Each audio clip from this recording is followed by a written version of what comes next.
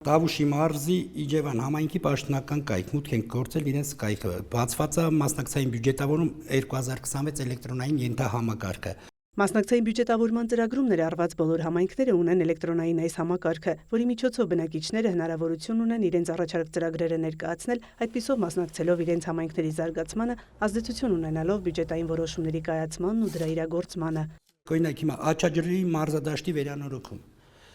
քվեարկել են 1846 ձայնա այս բանը։ Միասնիկյան փողոցի ասֆալտապատում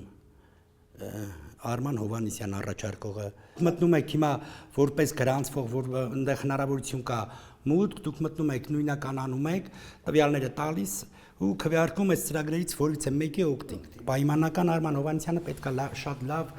իրազեկման արշավը անցկացնի իր առաջարկ գաղափար, իր հանրությանը մատուցի։ Մասնակիցն արդեն կարող է քվեարկել առավելագույնը 3 առաջարկի օգտին, եթե դրանք վերաբերում են տարբեր բնակավայրերին։ Նույն բնակավայրին վերաբերող առաջարկների դեպքում կարող է քվեարկել մեկի օգտին։ Ծրագիրը փորձարկվել է վերջին 2 տարում, մեկնարկել 4 համայնքում։ 2025-ին 21 համայնք էր, հիմա արդեն ընդգրկվել է 52 համայնք։ Նախորդող տարում այդ համայնքները ինքնուրույն իրենց սեփական բյուջետային միջոցների հաշվին ունեցել են այդ փորձառությունը, իրականացրել են մասնակցային բյուջետավորում եւ ունեն արդեն այդ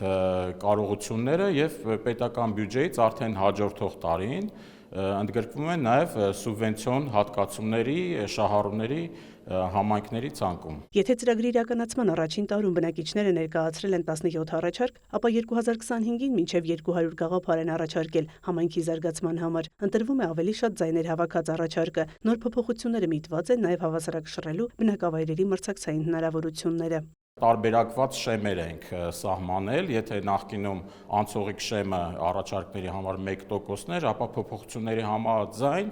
ըստ բնակավայրի չափի փոխվել է նաև այդ շեմը։ Մինչև 5000 բնակչություն ունեցող բնակավայրի համար պահպանվել է 1%-ը, իսկ 5000 բնակիչ ունեցող բնակավայրի համար սահմանվել է համայնքի ընդհանուր բնակչության 2% կողմ ստացած քվեների այդ շեմը։ Գործընթացը սկսվում է նախորդող տարում, հայտերի ներկայացումը պետական լիազոր մարմին ապրիլի 1-ից տեղափոխվել է մարտի 1-ը։ Պահանջն է, որ ծրագիրն իրականացվի 1 տարում։ Որոշվել է, եթե մինչև տարվա ավարտ աշխատանքի 70%-ը արված է, հնարավորություն կտրվի ստանալ ամբողջական ֆինանսավորում եւ արդեն սկսված ծրագրի ավարտի վերջնաժամկետը կարող է երկարացվել առավելագույնը 6 ամսով։ Սկսվել է 24 թվականին պետական մասնակցության 500 միլիոն դրամ հատկացումից, հաջորդ տարի կրկնապատկվել է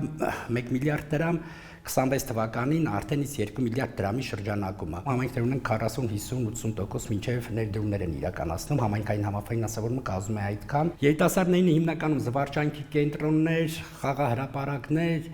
ժամանցի կենտրոններ եւ այլն